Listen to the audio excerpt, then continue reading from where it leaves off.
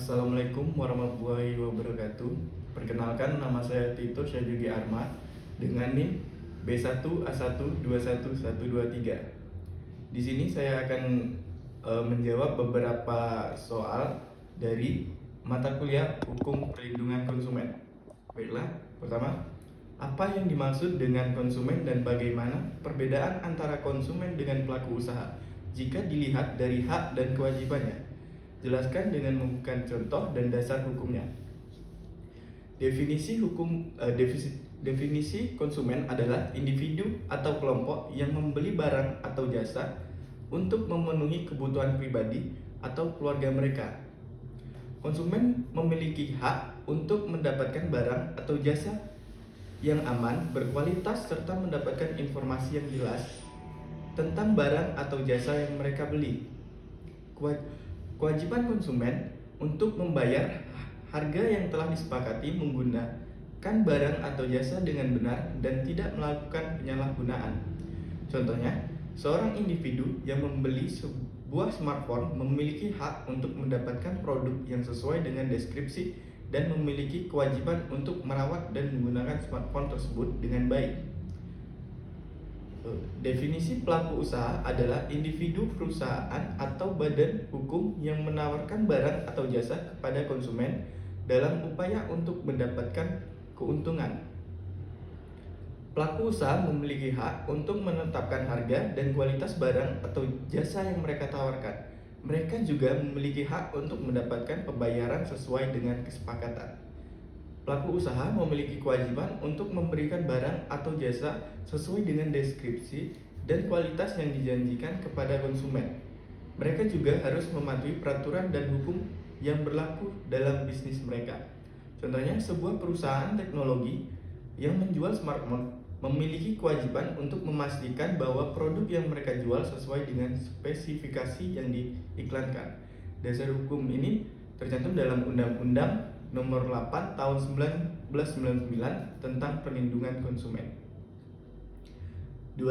Apa yang dimaksud dengan perlindungan konsumen dan apa tujuan dari perlindungan konsumen tersebut? Jelaskan menggunakan contoh dan dasar hukumnya. Perlindungan konsumen adalah serangkaian tindakan dan peraturan yang dibuat oleh pemerintah atau lembaga terkait untuk melindungi hak dan kepentingan konsumen dalam transaksi ekonomi.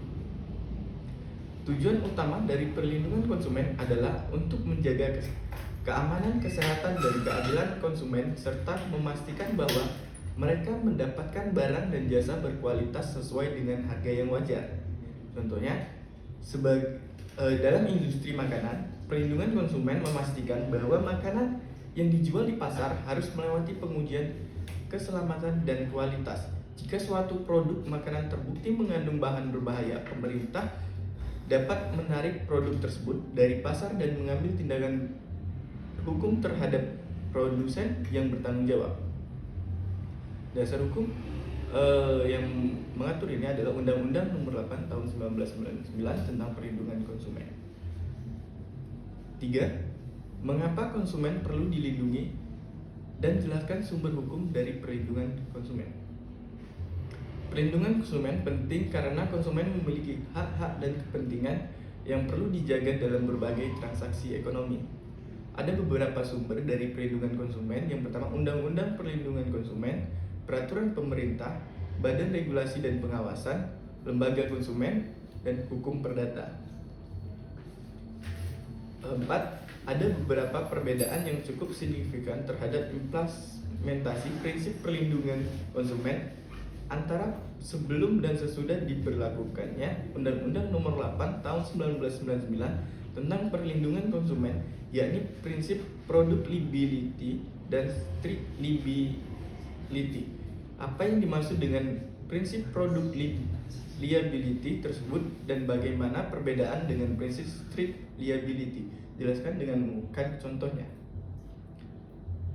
Prinsip product liability adalah konsep dalam hukum perlindungan konsumen yang mengatur tanggung jawab produsen atau penjual atas kerugian yang disebabkan oleh produk yang mereka hasilkan atau jual kepada konsumen.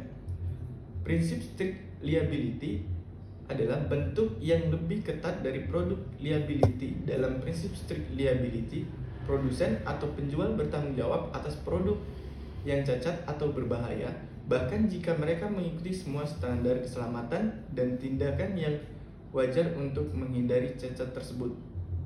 Contohnya, misalnya seorang konsumen membeli blender dari sebuah perusahaan. Jika prinsip produk liability berlaku, konsumen harus membuktikan bahwa cedera yang dialami disebabkan oleh kesalahan atau kelalaian dalam produksi atau distribusi blender tersebut. Misalnya karena baling-baling blender yang patah karena cacat produksi. Namun, jika prinsip strict liability berlaku, konsumen hanya perlu membuktikan bahwa cedera tersebut disebabkan oleh blender yang cacat, tanpa harus membuktikan bahwa produsen telah melakukan kesalahan atau kelalaian. Produsen akan bertanggung jawab bahkan jika mereka telah memenuhi semua standar keselamatan dalam produksi blender tersebut. 5. Apa yang dimaksud dengan jasa dan bagaimana perbedaan jasa dengan barang jika dilihat dari aspek ekonomisnya? Jelaskan menggunakan contoh dan dasar hukumnya. Jasa adalah suatu tindakan atau aktivitas yang disediakan oleh individu, perusahaan, atau lembaga kepada konsumen atau bisnis dengan tujuan memenuhi kebutuhan keinginan. Perbedaan antara jasa dan barang dari aspek ekonomis. Yang pertama, sifat fisik. Barang adalah benda berwujud yang bisa dilihat, disentuh, dan dimiliki. Jasa di sisi lain tidak berwujud dan melibatkan tindakan atau pelayanan. 2. Penyimpanan. Barang dapat disimpan dan dipegang untuk digunakan nanti, sementara jasa tidak dapat disimpan. 3. Pemilikan. Konsumen dapat memiliki barang, sedangkan jasa hanya memberikan pengalaman atau layanan sementara. 4. Produksi dan konsumsi.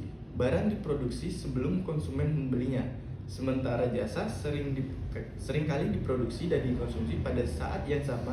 Misalnya ketika ada mendapatkan perawatan medis, pelayanan tersebut diproduksi dan dikonsumsi dalam waktu yang sama. Contohnya, konsumen menyewa jasa kuli bangunan untuk memperbaiki rumah dari konsumen tersebut sesuai dengan permintaan dari konsumen. Sedangkan kalau barang itu, konsumen membeli sebuah benda berupa paku untuk digunakan oleh kuli bangunan untuk memperbaiki rumahnya. 6. Apa yang dimaksud dengan asas keamanan dan keselamatan konsumen dan bagaimana perbedaannya dengan asas keseimbangan, asas kepastian hukum, dan asas keadilan?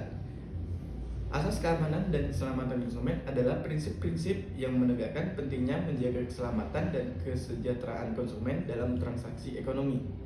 Dan perbedaan dengan asas lainnya adalah yang pertama dengan asas keseimbangan. Keseimbangan berfokus pada mencapai hubungan yang seimbang antara hak dan kewajiban konsumen serta pelaku usaha. Ini berarti menjaga agar kedua pihak memperoleh manfaat yang adil dari transaksi tersebut. Contohnya, asas keseimbangan, konsumen memiliki hak untuk mendapatkan produk berkualitas dan aman, sementara pelaku usaha memiliki hak untuk pembayaran yang wajar. Ini menciptakan keseimbangan antara hak dan kewajiban kedua belah pihak. Yang kedua, asas kepastian hukum. Asas kepastian hukum menekankan pentingnya aturan hukum yang jelas dan dapat dipahami bagi semua pihak yang terlibat dalam transaksi. Ini memastikan bahwa semua pihak memahami hak dan kewajiban mereka secara jelas. Contohnya, dalam sebuah perjanjian kontrak antara konsumen dan pelaku usaha, aturan dan ketentuan harus dirumuskan dengan jelas sehingga kedua belah pihak memahaminya dengan baik. Ini membantu menciptakan kepastian hukum dalam transaksi tersebut. 3. Asas keadilan. Asas keadilan melibatkan penekanan pada pelaku yang adil bagi semua pihak dalam transaksi ekonomi. Ini berarti bahwa tidak ada diskriminasi atau penyalahgunaan terhadap konsumen atau pelaku usaha. Contohnya, asas keadilan menuntut bahwa konsumen harus diperlakukan secara adil dan setara memandang faktor seperti jenis kelamin, usia, ras, atau agama. 7. Apa yang dimaksud dengan prinsip tanggung jawab berdasarkan unsur kesalahan dan bagaimana perbedaan dengan prinsip tanggung jawab berdasarkan praduga dan prinsip tanggung jawab mutlak? Jelaskan dengan menggunakan contohnya.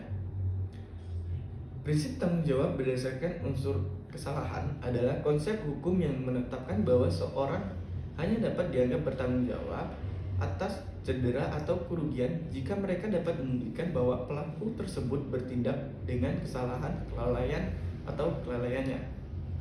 Contoh, dalam kasus kecelakaan lalu lintas, jika seseorang menabrak kendaraan lain karena melanggar aturan lalu lintas, mereka dapat dianggap bertanggung jawab atas kerugian yang ditimbulkan pada kendaraan dan penumpang lainnya. Dalam hal ini, tanggung jawab didasarkan pada keselamatan yang dilakukan oleh pengemudi yang melanggar peraturan lalu lintas. Prinsip tanggung jawab berdasarkan praduga adalah prinsip yang mengubah beban bukti dalam kasus tanggung jawab. Dalam prinsip ini, jika terdapat suatu peristiwa atau kerugian tertentu, maka pelaku dianggap bertanggung jawab kecuali mereka dapat membuktikan bahwa mereka tidak bertanggung jawab. Contoh, dalam beberapa yurisdiksi, jika terjadi kecelakaan kereta api dan seseorang tewas atau terluka, operator kereta api dianggap bertanggung jawab secara otomatis kecuali mereka dapat membuktikan bahwa mereka tidak melakukan kelalaian atau tidak ada kegagalan dalam pemeliharaan kereta. Prinsip tanggung jawab mutlak adalah prinsip yang menyatakan bahwa pelaku dapat dianggap bertanggung jawab tanpa memandang kesalahan atau kelalaian mereka. Contohnya, dalam hukum lingkungan, prinsip tanggung jawab mutlak sering diterapkan misalnya jika ada tumpahan minyak atau limbah kimia yang mengakibatkan kerusakan lingkungan, perusahaan yang memiliki instalasi yang menghasilkan tumpahan tersebut dapat dianggap bertanggung jawab bahkan jika mereka mengikuti standar keselamatan dan perawatan yang ketat. Tanggung jawab mereka bersifat mutlak dan dalam kasus ini karena dampak lingkungan yang serius. Perbedaan antara tiga prinsip ini terletak pada cara tanggung jawab yang ditentukan. Yang pertama, foul liability, mengharuskan pembuktian kesalahan atau kelalaian. Kedua, presumption of liability, menggeser beban bukti untuk menunjukkan ketidakbertanggungjawaban. Ketiga, strict liability, menghilangkan kebutuhan untuk membuktikan kesalahan atau kelalaian. 8. Dalam kehidupan sehari-hari, orang sering menyebut bahwa pembeli itu adalah raja, akan tetapi dalam kenyataannya pembeli sebagai konsumen yang seringkali berada pada posisi yang lemah serta seringkali dirugikan. Mengapa demikian? Pembeli itu adalah raja sering digunakan untuk menggambarkan kekuatan konsumen dalam berbagai transaksi. Namun, kenyataannya, konsumen seringkali berada dalam posisi yang lemah dan dapat dirugikan dalam beberapa situasi. Ini terjadi karena konsumen seringkali tidak memiliki informasi cukup tentang produk atau jasa yang mereka beli, sementara pelaku usaha memiliki lebih banyak pengetahuan. Contohnya, seorang konsumen mungkin tidak tahu semua detail tentang suatu produk seperti bahan-bahan yang digunakan atau risiko terkait dengan produk tersebut. Beberapa solusi yang dapat membantu melindungi konsumen dan menjadikan mereka lebih kuat dalam transaksi ekonomi. Yang pertama, regulasi yang kuat. Yang kedua, pendidikan konsumen. Ketiga, penegakan hukum yang kuat. Keempat, organisasi konsumen. Kelima, transparansi dan pilihan. Baiklah, itulah jawaban yang dapat saya sampaikan. Kurang lebihnya saya mohon maaf. Saya akhiri. Wassalamualaikum warahmatullahi wabarakatuh.